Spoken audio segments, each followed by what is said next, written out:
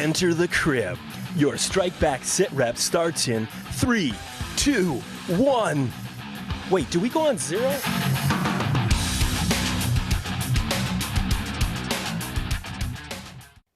All right, guys, welcome back.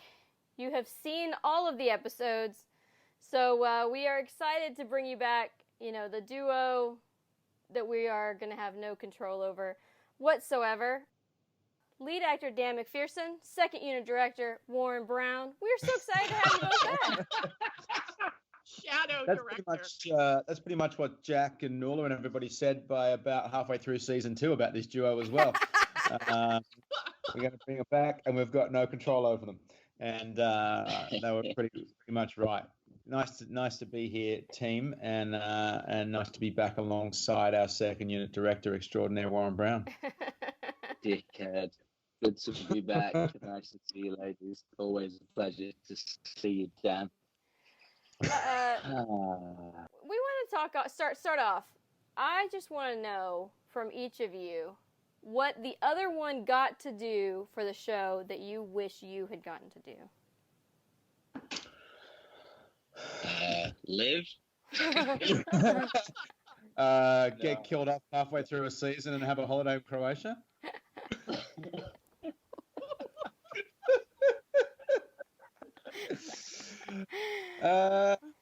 We got to do some cool stuff. I mean, I'm sure Warren's jealous that I got to drive the hearse.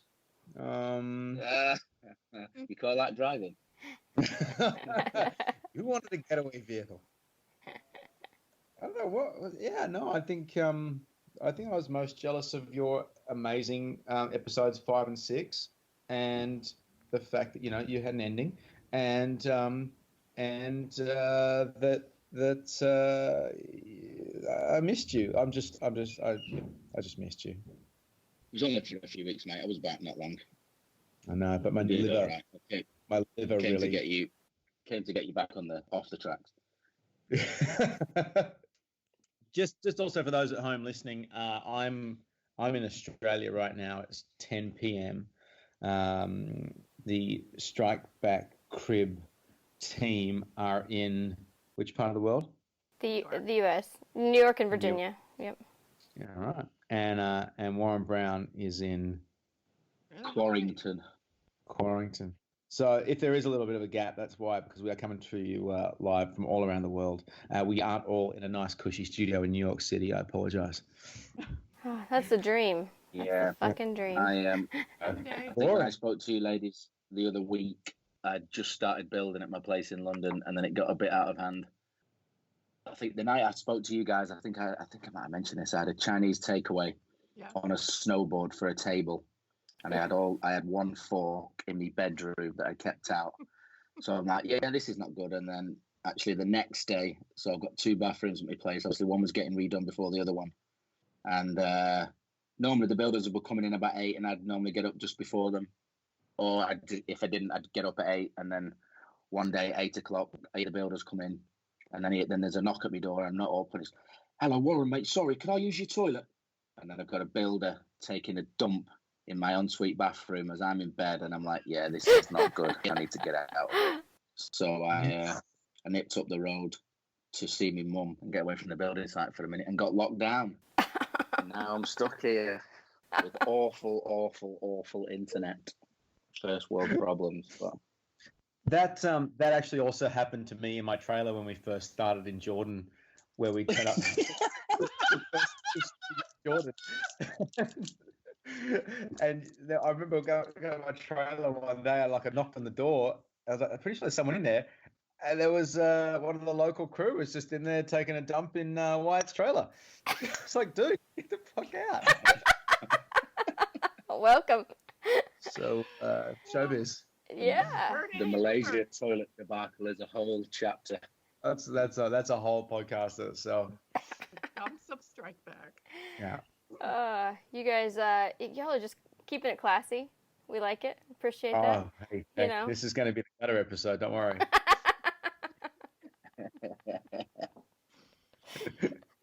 I'm like, I don't even know. You guys just, tell us, I guess, your views on this season, and I guess I'm most interested in what you think about each other's growth through the seasons. Because I know, Dan, you talked about, especially, after Warren was gone, you Don't had call some it his really... growth. He's quite sensitive about that. It's a goiter, okay? It's a goiter. You can just call it what it is. So after Warren was gone, you said you had some really mature performances, from everybody. You just had to get him off the set. So I'm just curious, what you guys think about each other's growth, because I think that's, the sort of fun thing that people like to hear is what you think about each other. Fucking gossip, guys. No, give us some shit about each other. Oh, look, How did you grow? I think one of the challenging bits on this show is as we've sort of said before, is changing locations every year. So when we got to Croatia, we were steaming after Malaysia. We were steaming after our second season. We were locked in. We thought things were really humming, and of course you uproot an entire cast and crew to a different country, and that sort of just made it a bit more challenging to get back into that same rhythm with which we left Malaysia, and that kind of it kind of tripped us up a little bit in just getting into our rhythm in the start of this season. But for me, as soon as we read those episodes 5 and 6, and we've talked about that in previous podcasts, and Noel's spoken about that, and I'm sure Warren's spoken about it, but I've pretty much heard enough of his voice for a lifetime, so I haven't listened to that episode. But we just knew that they were the episodes that he deserved and had deserved all along on this show, and rightly so. He knocked them out of the park, and I was just so proud of him as a mate and as a co-star, and as just someone that's been on the front lines with me non-stop from the audition process all the way through to even on the day of filming those final scenes with Mac, of he and I coming up with new ways to keep those performances interesting and raw and fresh, and and we weren't dicking around between setups and on fucking Instagram or whatever you were doing. We were in the zone all day and leading up to those days. And that was the kind of way that I know that Warren and I like to flex our working muscles. I was incredibly proud of him in those episodes. And then, we had a couple of drinks together as he was about to fly back to the UK, and there were some very poignant words said by Mr. Brown to Mr. MacPherson over a dinner table in Zagreb about, off you go, mate, here you go. Go and bring the show home. And I was really proud. There was a new level of maturity I felt for Wyatt and myself in those last 4 or 5 episodes that I probably hadn't seen before in my career, actually, in terms of performance and maturity and performance. But I was very, very proud of Warren from knowing him from the middle of the very beginning of the audition process in London to go through Budapest, Jordan, Croatia, Malaysia, Singapore, Hong Kong, wherever we filmed, and then finally to get all the way through to Zagreb, and just the growth of that friendship among everything else. But to see the quality of that performance that he went out on, incredibly proud as a mate and as a colleague.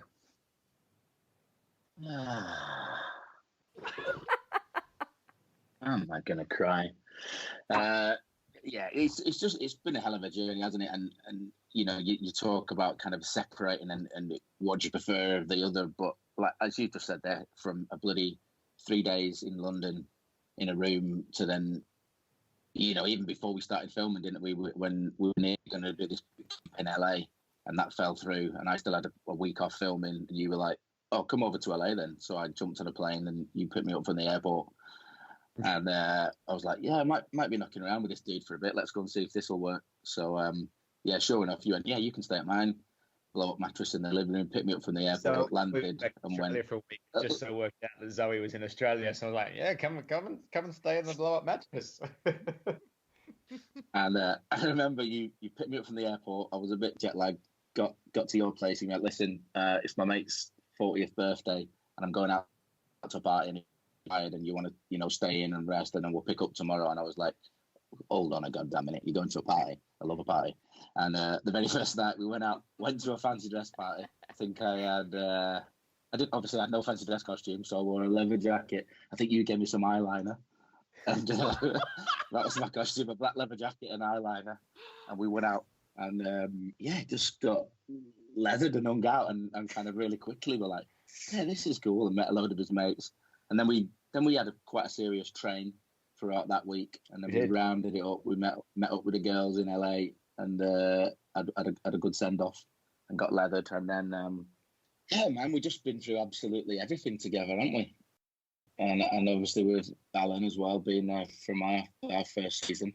I think going into this final season, and as you say, those scripts are 5 or 6 amazing, and I'm felt so lucky and privileged to have a swan song like that, and was more than happy to go out then than to given the shot, and it's hypothetical because it's done, but I was glad to kind of go out that way and have those episodes, but then still able to come back and shadow, and it was really important for me to be there at the end of this journey, and not just to say goodbye to the job and say goodbye to my friends and comrades and the cast and crew from all over the world that we've grown to love and we've worked with for these last few years. So it was really, really important for me to see that through and complete it. And obviously, going into it knowing that this was it. I think, especially that conversation as I was leaving to come back a few weeks later, it was like, yeah, this is it now. And we've not got a chance next year to do something else or try and talk. It's like, this is where we've got to leave it all. And, I really think we did. And Jack's writing stepped up again going into it. And I've said, the writing's always bolder going into it. And after 5 and 6, everything got ramped up and everyone just brought it. And it was, I think it's an exceptional, the 7, 8, 9 and 10 that I've watched now. And obviously being able to watch 9 and 10.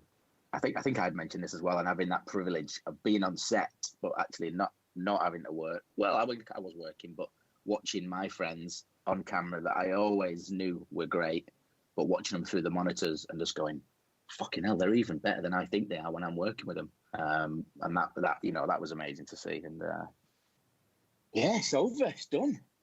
Episode 10 gone. So just with those last 4 episodes, I mean, Warren as a performer on set, as a personality on set, he leaves a big hole in a cast and leaves a big hole in a set. But I think what it did allow was for a lot of the cast to really take over the gap that he left, and fill in, there's 5 of us out there. I'm going to say he took up more than 20%. He took up more than his fair share of one of the cast. I reckon, there was a good 30 or 40% of the cast gap left when McAllister left the building. But I think, as you've seen those last 4 episodes, you see Chetri step up. You saw Jamie really just take charge in those last 4. Aline, who's always exceptional, just really sunk her teeth into what was left there, and I think you saw the rest of the cast really rise as individuals to fill in the gap that Warren left. So I take that as a compliment, because you do leave a big gap occasionally in the scenes as well. A bit of a dialogue too. But right. The edit, mate. It's been saving performances for 3 seasons. We're recording this after everyone has seen the entire season, and I guess the entirety of Strike Back. But I'm interested in what, as viewers, your reaction was to the last episode, because I know as we've spoken to everyone who's worked on that, everybody's really, really proud of that episode and how much went into it. And we've heard about some of the stuff that got cut that, of course, just makes us crave that even more. But I'm interested in when it ended at the very end, what your feeling was about that. Because I know, to me, it didn't feel like an end. So, when Scott and Stonebridge ended, it felt like an end. With this, I don't have that feeling. So I'm wondering, what was your reaction? Do you want to give your reaction? I mean, I that was just the lag in the timing.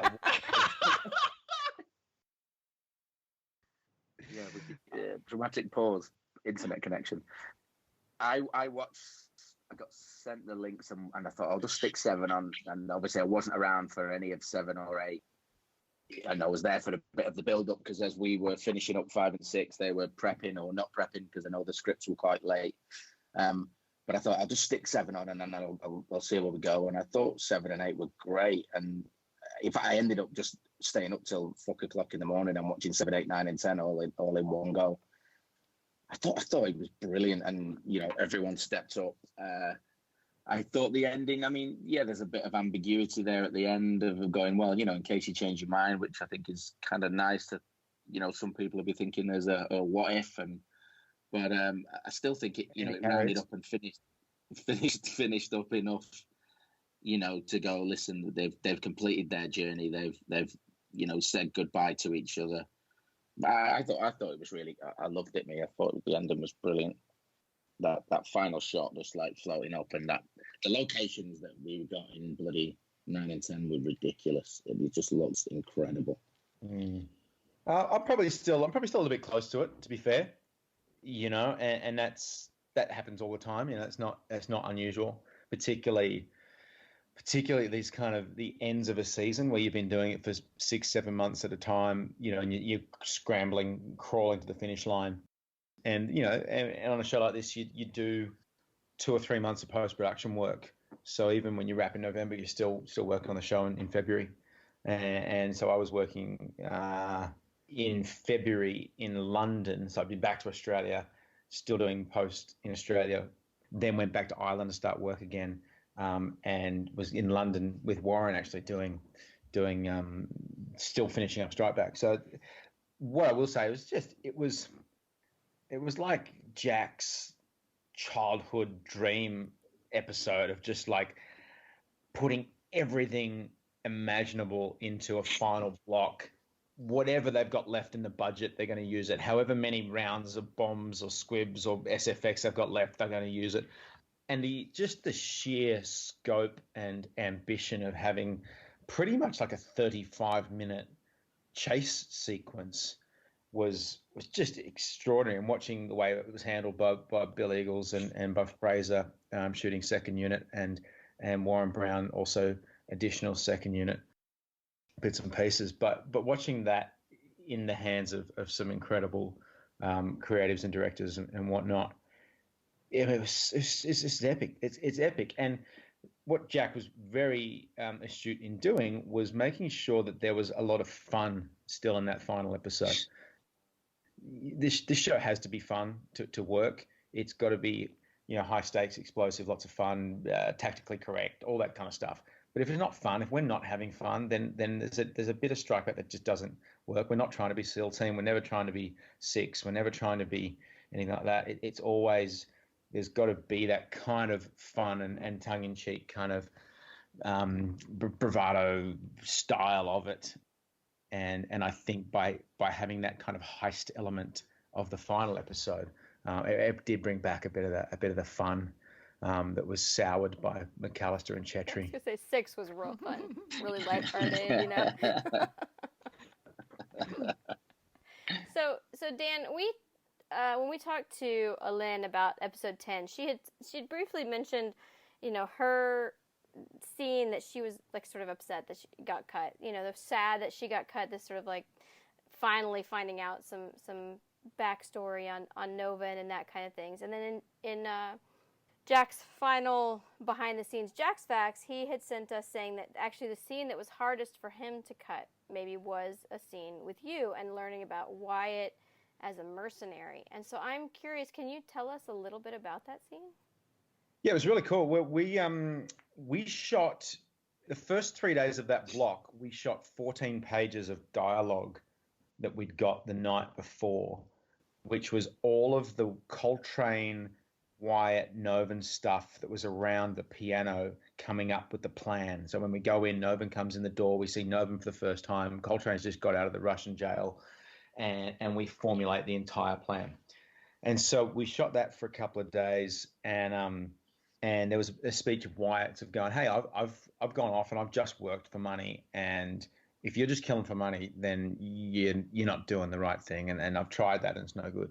And part of that was we shot back into a sort of a montage flashback sequence of where Wyatt was in Libya or somewhere, I think in East Africa or something, shooting guys, killing guys. Yeah, to strike back fashion, we shot it in the last half hour of the day in a abandoned sort of back of a warehouse space in Zagreb.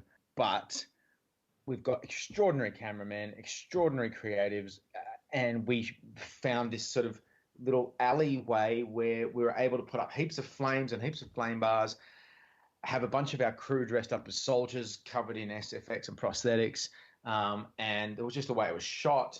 It was coming through the flames, and it was fucking executing people. It was a myriad of horrible shit. And when you're 5 months into the end of a shoot and it's a Friday and you've been working 6 days straight and you've been working 14, 15-hour days, it's not hard to go to a super deep, dark place and do something really cool. And when they call cut and Bill Eagles goes, fuck yes, that you've got something cool, because Bill's not easily excitable like that, particularly when he's helming such a monumentally massive block.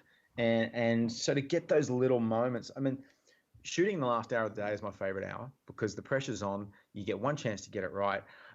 It's like being in a pressure cooker. It's like the lid is simmering. You've just got to get it right. And time is money, but it forces everybody to work harder and work more focused. And that's Magic Hour. And I love Magic Hour. So we shot that little flashback at Magic Hour. And most of all, it was just really cinematic. It was like big close-ups covered in blood, through the flames, sweating, crying, all that shit. But to Jack and the editor's credit, you kind of didn't need it. Like Wyatt tells you what he's going on. It's cool. I mean, it'd be great to see it if it ever comes on DVD. I hope it comes out. But maybe even a flicker of it, would have been cool. But I didn't miss it. I didn't miss it when I saw the final episode because it is so tough, isn't it? Because right from the beginning, there's been scenes that get cut and scenes that you're super proud of, and scenes that are really funny or scenes that are really dramatic. And unfortunately, when you're trying to cram it into a 45, 50-minute episode, so much ends up on the floor, isn't it? But it's always us that know what gets cut, and an audience just see that one view of it. And like you say, I think hopefully everything kind of something goes out for a reason, and the episode doesn't suffer, and the audience don't see that, and as long as it's still telling the story. But poor Novin, I think that scene that you're talking about, didn't it get cut about 4 times in the duration of 3 seasons? I mean, every season it got cut twice this season. I know that, and it was like, oh, you poor thing. And not only that, like the 4th time she's tried to say this speech that Jack's written for and tried to put in all these different scenes, it's like pissing down rain. There's rain machines everywhere. There's hundreds of extras everywhere. She's covered in blood and prosthetics after she's been shot. She's laying on the floor in the middle of a forest somewhere. I mean, it's been a shit of a day anyway. And then to know that we went through all of that and it still got cut, you're like, that's the hard bit. Is going, an entire cast and crew are out there grafting away when, the argument's always been, well, if you know it's risky, or it's the episode's running long, or there's a chance it's not going to make it to air, you're so limited with resources on so much other stuff to think how good the other stuff could be with all these additional resources that is going to go to air. But it's one of those things you just don't know until it all goes into the edit and they polish the turds. Shut up. Give me a watch. Well, it's interesting because Kelsey and I have talked about that what happened to Wyatt? Wyatt had this massive change all off screen, and he's gone from being this ruthless killer to, okay, nah, I'm done. Yeah. Like, what? Oh. So now that makes a little more sense. Yeah, that was definitely our biggest complaint with the finale. It wasn't War and Peace in there. I didn't go and do a big monologue about how, it was just, there was just some shots of me, walking through a jungle looking cool. So, I don't know. I mean, there was a few loose ends with Wyatt this year, but, again, when Jack spreads out all the jigsaw pieces in the first block or two, again in terms of story and edit and the way things are going to be wound together and tightened up, there's going to be some dead ends, I think, and just stuff like I kind of never the Albanian mafia money in the beginning showed a certain attitude towards Wyatt, but it was never sort of overly significant in the grand scheme of things. But McAllister didn't shut up about it for 5 episodes, so it was like eventually I deliberately drove slowly to get him, to teach him a lesson. Gone too far. Harsh. All right, so what you guys get to do some incredible stunts and fights and everything like that. Was there anything left that you didn't get to do that you had always wanted to? What? Dan, you mouthed something. Warren? Clearly Warren had one. Stuff we've just done so much ridiculous stuff that you would never be allowed to do on another job. I'm like, what else could we have done? What did we nearly do that we could have done? I feel like Dan has one in mind. I was disappointed that Stonebridge and Scott Bridge and Stone spot the one of us that's it's 10 o'clock at night and he's drinking. I was disappointed they got jet skis. We never got jet skis. That would have been cool. Although we probably would never have come back. Yeah. What would we have had? Better toilets in Malaysia? I don't know. That was a character building bonding experience. I still can't use a bum gun. I still don't know how. Months in Malaysia, I still don't know how to use a toilet gun. What the fuck is a toilet gun? What the hell? Yeah. You call it a bum gun, Dan. That's a different thing. That's okay. So wait. What's a bum gun? Well, it's the hose to wash your butt in that part of the world. Like a bidet? No, like a hose. Oh. Like a bidet if it was a hose. Yeah. Okay. Imagine you're just watering the garden, and then have to go number 2s. Just turn the hose on. It says that, which is just a different way of approaching the process. So I never adapted. I'm speechless. No.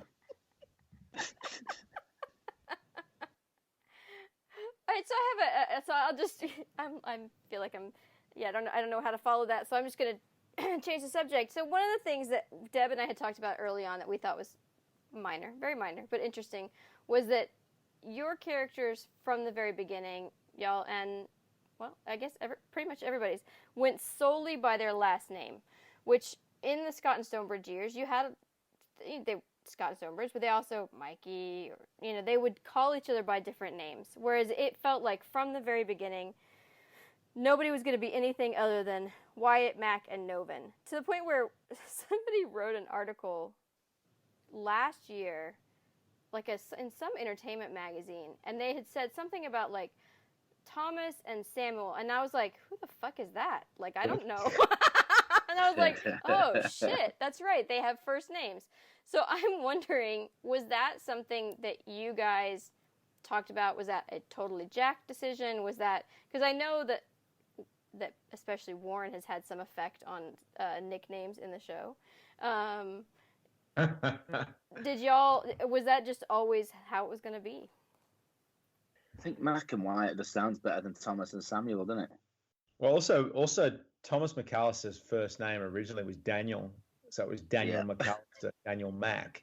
And then I got the role of Wyatt. So it was Daniel Mac playing Wyatt and Warren playing Daniel Mac. And it was like, that's not going to work. Yeah. So pretty smart after we got cast, Daniel became Thomas. I think at one point he was James. Thomas in 3 seasons. No. I think I was James Mac, which was I quite fancied being Jimmy Mac for a minute. Mac. I'm bringing Jimmy But, Mac. yeah, no, I think Mahir called me Thomas. I think at some point. Right. No, it was always in our initial season, Mac, Wyatt, and Novan, but then it was Captain Reynolds. It wasn't Reynolds, or it was I always forget Colonel she was in the first season. like that. And then in the seasons gone past, or slowly we called Gracie Novan Gracie a bit more often. Madison, I think, called me Sam. I think Madison was the only person. My ex-wife, was the only person that called me Sam, really, for effect. So I think as we kind of went further down the rabbit hole, and to signify sort of some attempt to reach each other at a more personal, less soldierly level, Jack was beginning to put in more first names on purpose.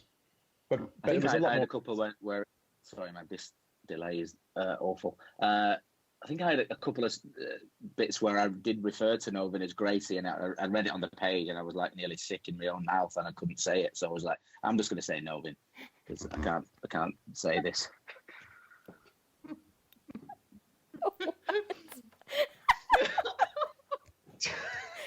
Okay. You sure that's just tea? Not just tea. Okay, I don't know about you, Kels, but I need to hear a few more behind the scenes stories. I need to hear some nights we went out partying or what was going on behind the scenes. Because we heard a lot about the Mandarin Oriental, but we haven't heard anything about Croatian Oriental. Yeah, it was great. I mean, we did a couple of weekends. We did a couple of weekends down in Havar, which was wonderful, and down by the guess coast. that was it wasn't as frequent, was it? But I guess Havar was the equivalent for the Mandarin Oriental nights. Where we were living in Singapore, where we were living in Malaysia was right on the border of Singapore. So it was 25, 30 kilometers from our hotel in Malaysia to Marina Bay in Singapore. So our hotel of choice was the Mandarin Oriental in Singapore, which is now my favorite hotel in the world. And stacked with many memories and great cabanas. Just ask Alin Samawata. Is that cabana free? Is that cabana free?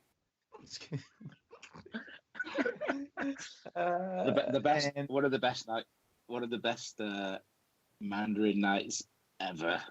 I think was I coming back, and I was supposed to go straight. I landed in Singapore, and you guys were already in Singapore. And then I was like, fuck this, I'm not going back home if you lot are in Singapore. So I came to join you in Singapore. And that wasn't it only you booked a room. That's right. And only you had booked a room. And then Alan last minute was like, I'm coming back in Singapore too. And then we all ended up, and that was the night we got blind drunk, and we did the Insta Live. Oh my God. And we were like dancing around with no clothes on. And we all stayed in one bed that night. We had one room.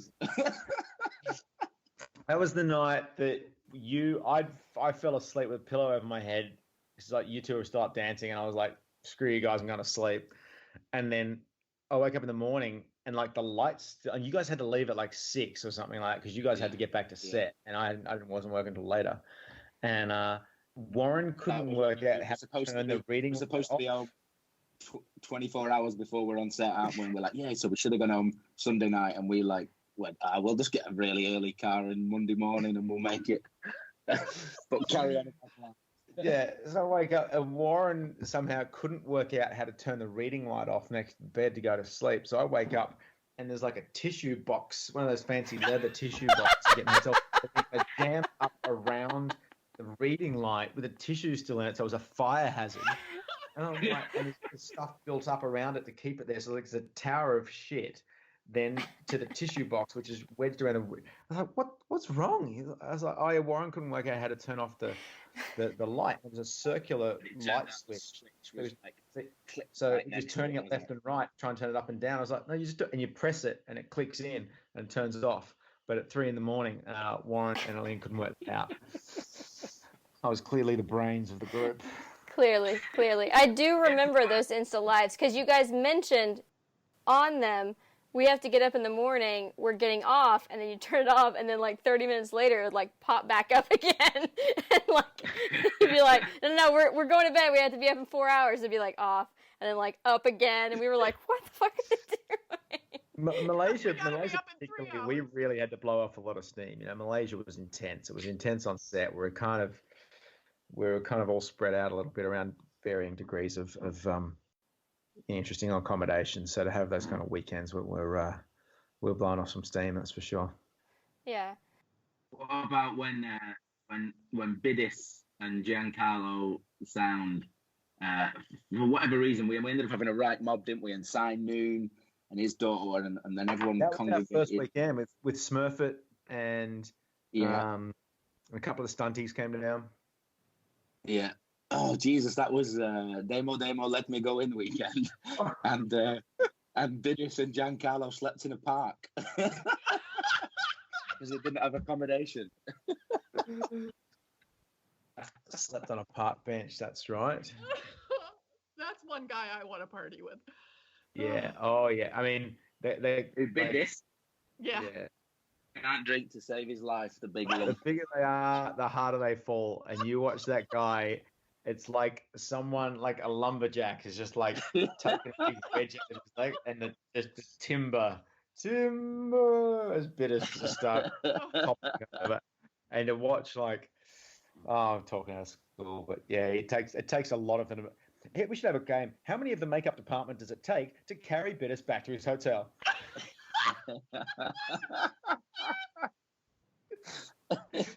There's one thing about a strike back casting crew, no matter where we are in the world, no matter how shit it's going, they know how to have fun and have a party and let off steam. That's 1,000,000%. And that's, again, one of the massive things that, helps you get through that is, everyone from all over the world, all away from home, you do become this, I've said it before, this big dysfunctional family, but everyone's there to do really good work and have a really good time. I don't think I've ever laughed as much on a job as we have done on this, even despite all the difficulties and the difficult situations.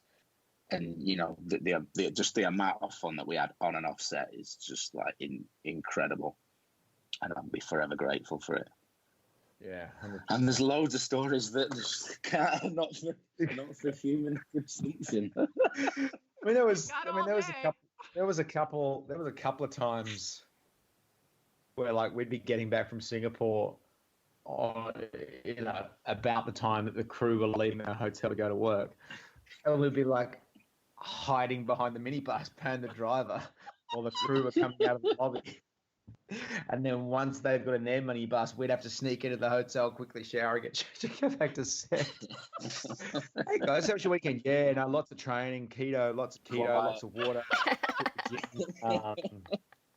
Really, really, really, really good. Why are you guys sweating so much? Jesus, it's hot out here in the jungle, isn't it? That's the other thing. No matter how much you drank on the weekend, the jungle, like you were drenched by 9 a.m. anyway, and it was like the best sauna ever, I feel like best is in quotation marks there, though. Yeah. And then, look, we touched on it, but Hvar and Croatia and that country, those people are amazing. That country's incredible. I've been singing Croatia's praises ever since I started to like it, which was about a month into the job over there. But we made a lot of new friends, and we got to see a lot of cool shit around Croatia, and I can't wait to get back. That very first week in Croatia, when we first got there, and we'd not really started doing much, and we were just sussing the place out. And I remember we went to a pub, an Irish bar, and just immediately, like, people were like, "Oh, hey, where are you from?" And we're like, "Not from round here," and everyone just was super, super friendly. And then wasn't that the week that there was like a week's worth of football on, and we were just in, was it O'Shea's? No, what was it called? Harrods, Jesus. We were in Harrods every night for a week watching the football. Oh, you guys are back again. You like your football, huh? They went nuts. I'm sorry. go cheer for the football. I don't know what that was either. Yeah, mate, we hit a town with gusto when we arrive. I will certainly say that. They all hate us when you first turn up, don't you? But by the end, back we leave, we win them over. So we had 2 fan questions, both for Warren. We'll start with the first one. I don't even remember the guy's name. He asked, "Is McAllister coming back? I really miss Bravo 1." Is it from Warren Brown? He asked that last week. Is McAllister coming back? Like, what? How's he spelled McAllister? Because there's a few people can't spell McAllister, and it irks me so. Has he spelled it correctly? I think so, yeah. He has. No, McAllister isn't coming back. Okay. Coming back where? For the next series that isn't happening? He did. Next question. That was the show. And the other one was, Kim wanted to know if the tea that Mac is constantly drinking on set is a Warren Brown thing, or if that was written in as part of the character. In the crib scenes. Mac is constantly making tea in the background or drinking tea, and do you not even notice I that think you're that happened doing a bit more in Malaysia. Weirdly, Graham Ward, who's was no longer with us in Croatia, he's not dead. He just didn't come to Croatia, but he was in Malaysia. One of our wonderful art department. He found this weird teacup and saucer in Malaysia, and I was like, "Yeah, that's cool. That's British. I'll drink from that." And it looked a bit odd, so I kept trying to sneak that in. But I don't recall drinking so much tea in Croatia, did I? You did have the little army cups. I mean, you did. I just thought it was because you didn't like dealing with any other props, so you made us deal with all like the guns and the boxes and the filing and the computers and stuff. And because also too, SADR, because Nova would be there like banging the guns across everything. So if you were just drinking a cup of tea, probably might be able to get away without doing SADR. I thought, oh, you're very smart. There's always the fun of ADR. Besides your Hawaiian shirts, Dan, what did you guys take from set? Well, Warren took the thing. What's it called? Yeah, you took that thingamajobber. What? What's baseball? I took a few things, I took a few things from Strike Back. I took all of Wyatt's Hawaiian shirts. Mm-hmm. I took a bunch of Max Cry military gear, which is some really cool, there's some really good military gear that I stole. I'm going to use my Defender armor plate carrier to do the Murph Challenge in May in a couple of weeks' time. So I stole that, and I actually stole the original Wyatt double one. So because the actual original Wyatt one's like screwed by the end of the season. So I got the stunt double one, Attila's one, which is in pretty good nick. What else did I steal? Oh, I saw Wyatt sunglasses. I made sure that I took Wyatt's glasses. So I'm going to get a little like Perspex kind of box, maybe a little engraved inscription with Wyatt's wristbands, his watch, and his sunglasses, worn day one, shot one. Nice. In Jordan just before I get hit by the drone. Scar one. Scar one. And I'm going to put those in my home somewhere, just a little nod to Sergeant Wyatt. I've got too many things to put in the memorabilia box. Load a pair of trainers, a watch, clapperboard. I've got a Wyatt shirt. I've got that Tiger Wyatt shirt. It's good, isn't it? Yeah. What else? I think I might have nicked a Coltrane shirt. I got a hand grenade. Just so you can smell it, or what? Bamber. Oh, I miss Bamber. No, you didn't keep a bunch of Max like super fancy gray T-shirts that he wore. Whoa, there's no wrong with him. He's a simple man of simple tastes. Okay, he's a couple wearing of a those. gray shirt right Yeah, now. he is wearing a gray shirt right now. This is not a McAllister original. I think that was about it. I don't think I nicked too much. I kind of got this idea. I'm never going to go through all these wine shirts, and people keep asking for them on Instagram. So maybe we should use them to raise some money or do something like that. But I got hundreds of them. So Why don't we do that? Why don't we do the Wyatt shirt, hospital worker support fund, something or other out of this? Great Give that. idea. Yeah. Throw a bone to the EMTs too. Yeah, exactly. Exactly. Yeah. Yeah. That's what we'll I do. love that idea. Yeah. That's a great idea. Cool. We'll brainstorm that one, and we'll get some Wyatt stuff flying out. Sounds good. Well, is there anything that you guys wish that fans knew? No, I'm pretty good. I'm like, come on, guys, throw us a bone here, right? I think the fans know everything they need to know, and the few things that they don't need to know, they won't ever know. I reckon the fans are on the money though. They can see how well we get on. They see how much fun we have. I mean, I do think we kind of were pretty loose in Malaysia, and we were pretty loose on what we were throwing up on social media, and I think we sort of reined that in a little bit in Croatia, because we were still pretty wild in Croatia, but it just maybe wasn't on social media quite. You know, but I think that, you know, everyone's sort of on the money when they know, you know, particularly, you know, Nov and Mac and Wyatt and the three of us got on like family. And that was always the toughest bit when we finish a season, and it would be sort of October, November, and I go back to Australia or LA, and Warren would go back to London or Manchester or wherever we sort of go back to, and I'd be like, beginning of summer, I'd be surfing, I'd be in Australia with my friends and family, and he'd be like, I'm in London. This is fucked, mate. It's fucking freezing. fucking missed it. So like literally, like, was it 2 out of 3 or 3 out of 3 seasons, like 2 weeks after he's got home, he's turned up in Australia or wherever we are. I love it here, mate. The only way. I love it here. Need to marry him off to a good Aussie lass. He's like, no. Face. Accepting application. Okay, well, I think that, you know, you guys I don't imagine can tease anything coming up, considering that everything in the world is on hold. Dan, did you want to share your news? Yeah, no, sure. I mean, which news? I can tell you the fun bit is definitely that, you know, there's a great photo that will probably go along with this, but when Warren did come and visit us in was it November? No, December. Came here at the end of December. He was able to help out with babysitting duty, because I went straight from strike back to Australia.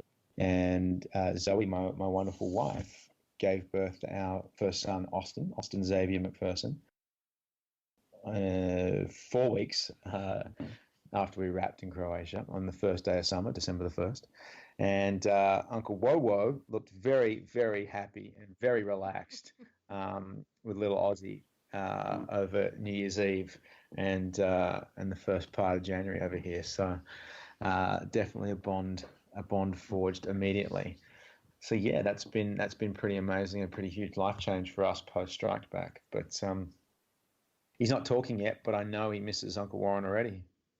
Oh, I miss him too. He's an absolute little belter, and it was amazing to meet him. Are you all right holding him? Yeah. I might just go and, yeah, no problem. Oh, I might just go and get my head down. Yeah, no problem. 2 hours later, Uncle Wowo's still rocking the baby. And realistically, you'd had a lot more experience than I have. How old's your niece? She was just 3 the last week. So that was just about the time. That was just the time, because we flew off to Jordan, and my sister had a baby. And then when luckily we came back for a read-through before we started shooting in Jordan, so everybody flew to London, and I managed to nip up north to see her. And I remember all the way through, it was quite of a strike back story, all the way through filming season 1 and filming season 2, more so. Obviously, she was like 1 and a bit and wasn't really talking, but I'd FaceTime my sister quite a bit, and I'm like, can she speak yet? And she'd be like, and I'd be like, say strike back. And she obviously couldn't say it. But weirdly, she started doing this thing where I'd go, say strike back. And she'd put her hand up in the air like a power. And so now it's weird, and it's just stuck. I don't know where she's got it from. But anytime now I go, say strike back, she goes, boom, hand in the air. Now, it only occurred to me if maybe when I came back this time or something that there was like an old trailer of Strike Back, and there's a scene where I look like I'm in the COVID-19 era already, even though it was 2 years before the breakout, and I've got a scarf across my face from from season 1 where I'm walking off in the distance and I've got a hat on and a mask on, and I do that and I blow up the cause a distraction in the yard and blow up a load of tankers. And I'm wondering, is she some kind of weird genius that she's seen that and she knows it's me behind the mask? And every time I go Strike Back, she's like, click, and she's doing actually a bomb. Who knows? Totally, probably that. Where that's come from. But yeah, genius child. Well, I was stoked because you were like, hey, man, I might come out and visit. I was like, fantastic. You've got stacks of babysitting experience. It's going to be January. Come out, mate. Come out. You're like a live-in nanny. Like Warren's coming to stay. Warren the Manny. It's wonderful. Mate, if the world wasn't in this crazy situation, I would be much rather be sitting in the Australian sun right now. Yes, with mate. the baby. Yeah. Awesome. Well, we'll get through this. Well, thank you guys both for coming on and chatting with us. And whoa. Just hang on a minute. We've done this on the previous podcasts, but I think it's only fair that we ask you girls your Philip Winchester question, and you give us your highs and lows of this season and then maybe our 3 seasons. I think it's only fair. Yes, it is. Oh, yeah. You go first. So, highs and lows of like watching the show. Is that sure? Okay. Fuck. Okay. So it's much harder when you turn it around. That's not fair. I would say high was getting my husband to sit down and watch episodes 5 and 6. So Dan knows this. Warren, my husband does not watch Strike Back. He's military. He doesn't watch any military shit. He won't, whatever. So, but I was like, you have to watch episodes 5 and 6. He didn't want to, but he did. And he started crying halfway through 6. And he, at the end, was like, that was the best character death I've ever seen on TV.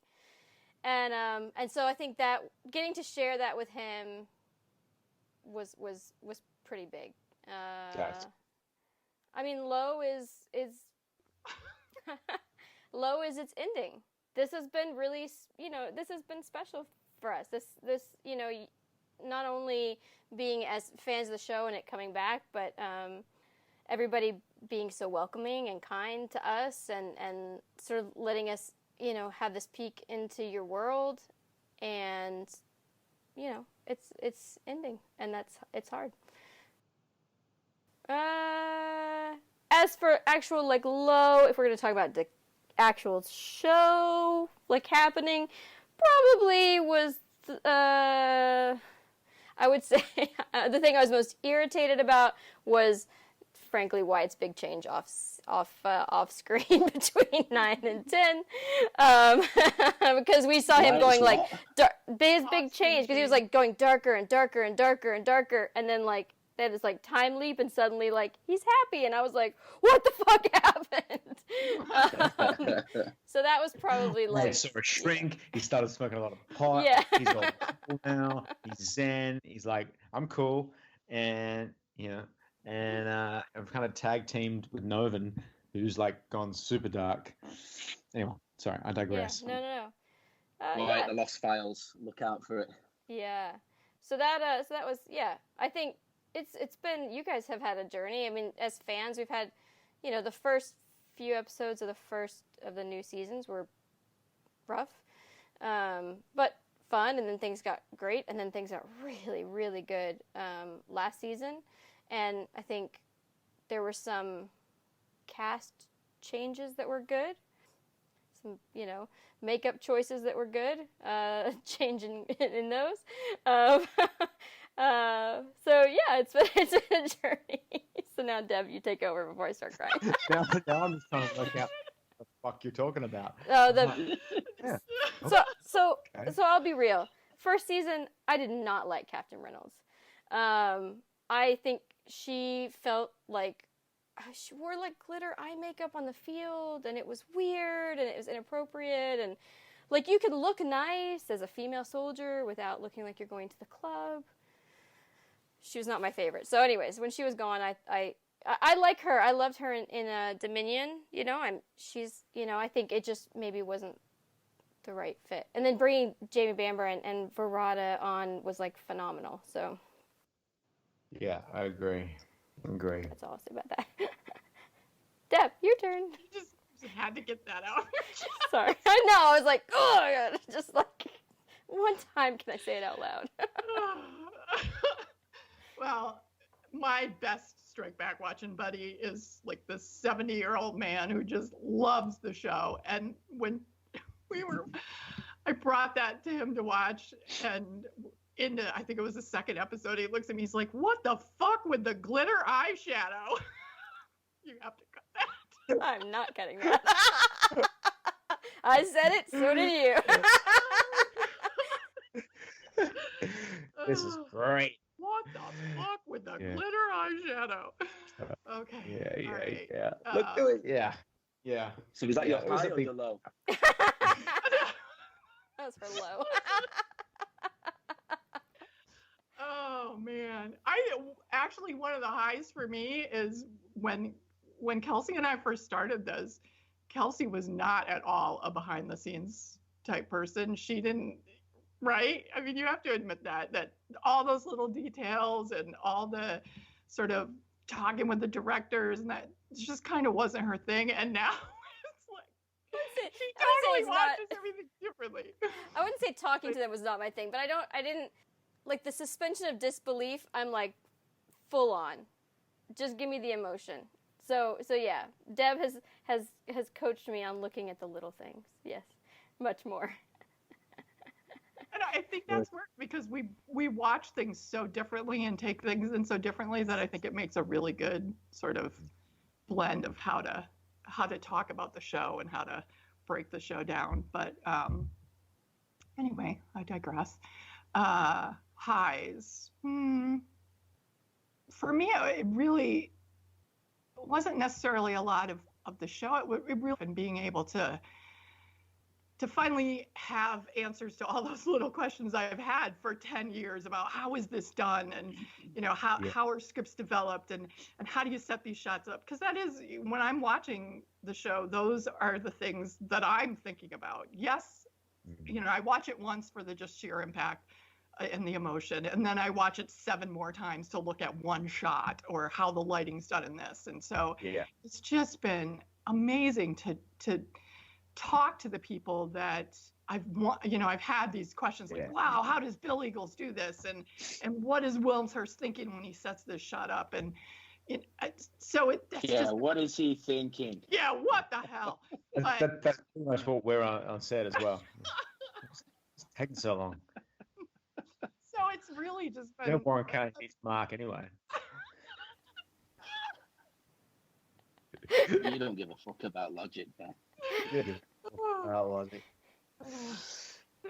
You've had so many people on from the show, and there's so many more people you haven't had on that are super, super integral.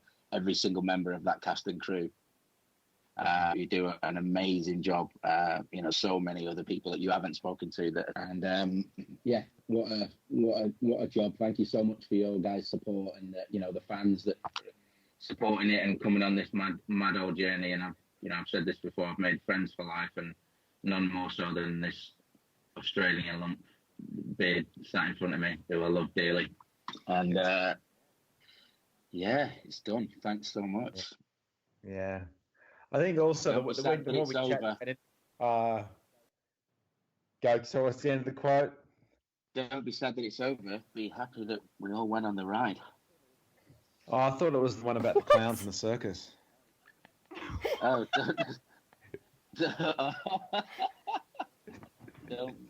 don't be Don't get angry. Oh, I don't know. Something about everyone acting a clown. Ask yourself why you keep going to the circus.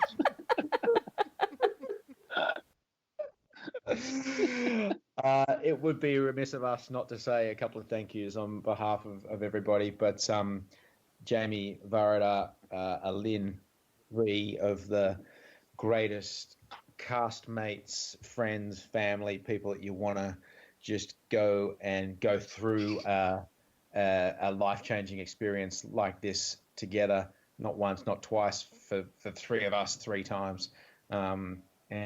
So big love to those three and for all they did and brought to this. And everyone, even you guys had the show's nothing without, and I know you've said this before, the guests that we've had that have come in just to do a block or, 2 episodes, the casting has been incredible, and we've just everyone who's come has been up for it, and it's a job like no other. One of the sort of unsung heroes of Strike Back has been Gary Davey and Alex, casting out of London. Have just done an incredible job. I think from the very, very beginning, want to make sure they get a great little bit of recognition now, because they're just year in, year out. This show lives and dies by the quality and caliber of its guest cast, and every year they were able to just deliver incredible performers who were so eager to be part of the show that just able to go and play these great, multifaceted, larger than life villains and bad guys and comedic parts, and it just brings the show to life. So to Gary, well done. Give me a minute. It's bouncing off a satellite in space.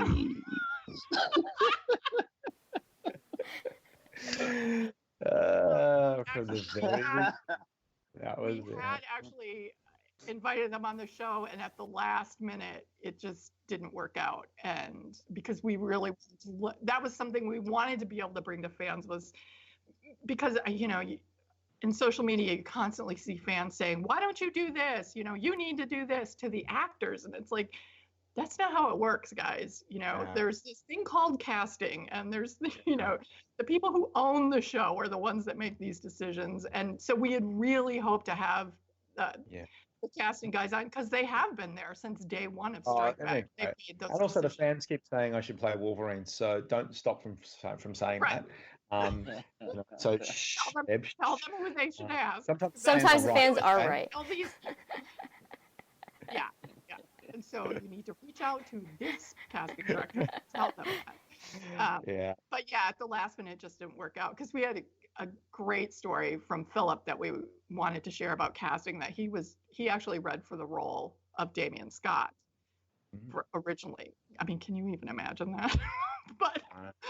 And they asked him, I think it was Gary asked him at the, after the read, called him back to read for Stonebridge. And I'm like, there have been really no misses as far as casting goes with this show from day one, and that was that was just brilliant. Like, can you? And no, it didn't work out. I tell you guys that I nearly got. I was off the shortlist for a while because I was too much like Sully, apparently. So tell you that chat. So that was like the thing. It was like, come in, not sure which role we're going to go for. Go for Wyatt, and then it was off the. Sorry guys, you're off the shortlist. It's not going any further. No, you're back on the shortlist, and all of a sudden you're in London, and 3 years later, Uncle Wolwell's mad old nugget. I actually tested with Sully for the first lot. Really? Yeah. And then you could just swap you and Philip Winchester out. Y'all are like twins, right? Arnold Schwarzenegger and Danny DeVito. Oh, I wouldn't have gone there. It wouldn't have worked, but luckily, we got the break a few years later, and they went for a little Strike Back guys, so all good. But a salute as well to Philip Winchester and Sullivan Stapleton, who did an incredible job and left big shoes to fill. And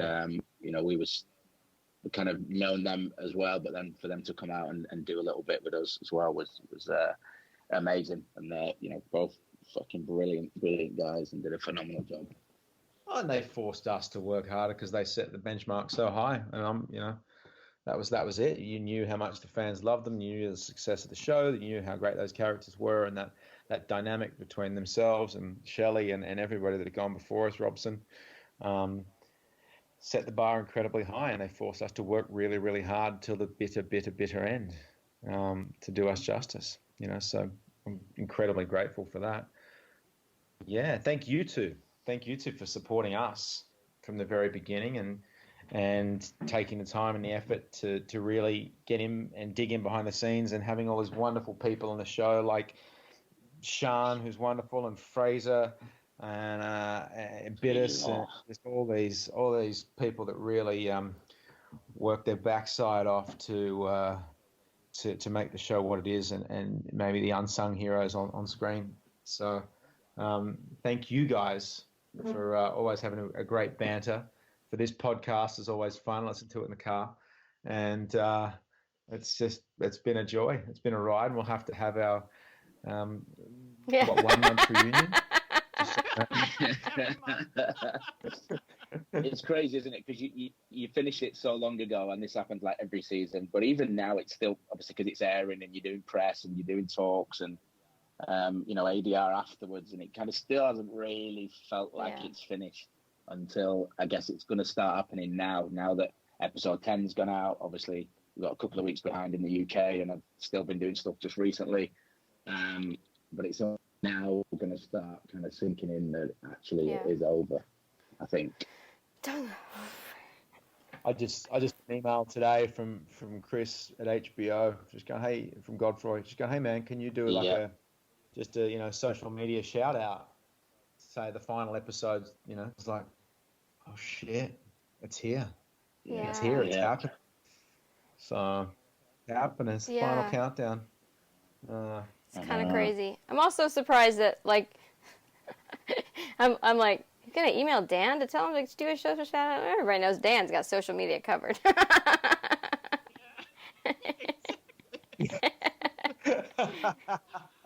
I don't know. I quite like Warren's videos with the songs. That's true.